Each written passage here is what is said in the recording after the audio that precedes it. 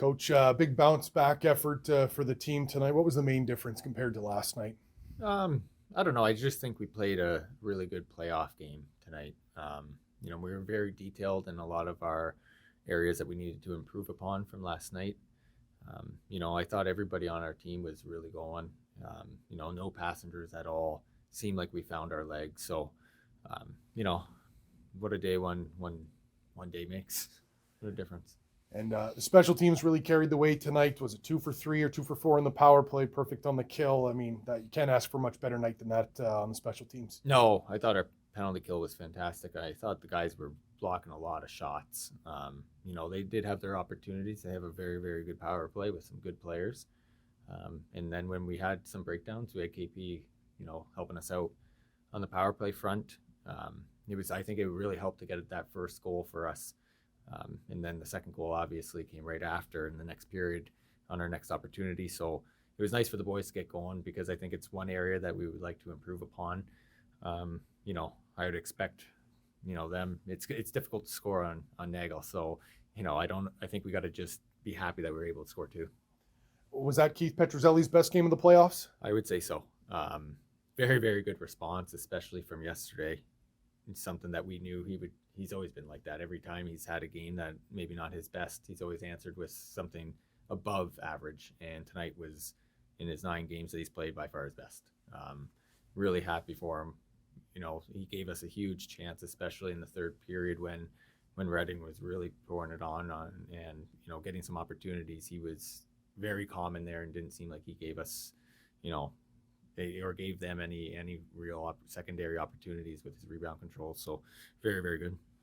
I know we've talked before about how the best players have to be the best players. Sure, it's a bit of a cliche, but tonight, Finkelstein, O'Brien, they were the best players tonight with Boland. I mean, what did you make of the cream rising to the top here tonight? Yeah, we needed those guys big time tonight, to produce, but just to play the way that they played.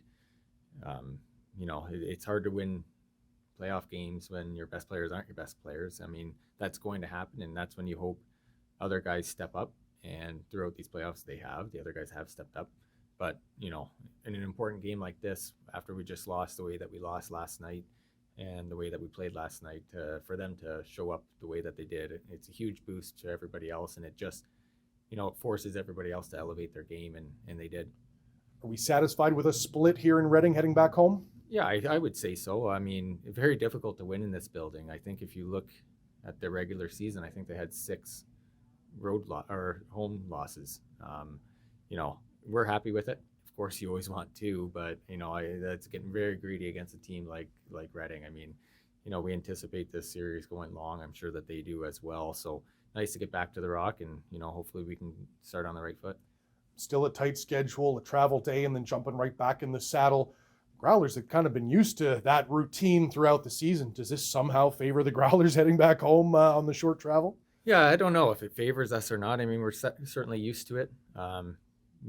We've, especially the stretch of games that we've had to play throughout this season, playing 8 games in 10 days on the road and then coming home and playing the next, 2 days later. I mean, we're well used to it, but it's very difficult to do. And the boys are tired and, a little banged up. And of course you are, it's the playoffs, but, I would expect a huge response from Reading. We're not going to take anything for granted.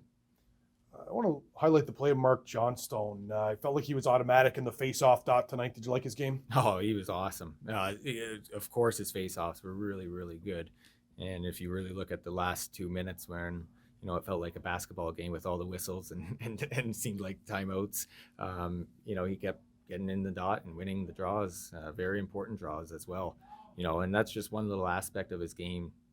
If you really watch his body of work throughout the 60 minutes, he's really good on the penalty kill. He's getting in opportunities to score. He's playing really good. He's really elevated his game, and it's nice because it really boosts the team when somebody like him steps up that massively.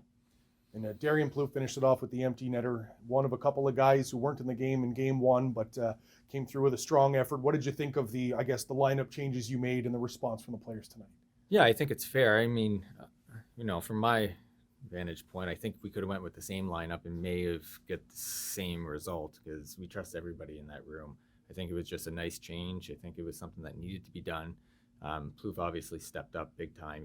He's been a great addition. Like for the playoffs, he's been fantastic so far. His entire playoffs. You know, a guy like Melindy is a massive help for us, just being a leadership role. And then a guy like Riley McCourt, he's been playing forward for a lot of, you know, the back end of the season, and for him to just step in on defense in a playoff game, and he hasn't played in, you know, what is it, 5 games. You know, it's very difficult to do, and he did a good job. So yeah, we're happy with the changes that we made, you know. But in saying that, anybody could have went in there, I think, tonight.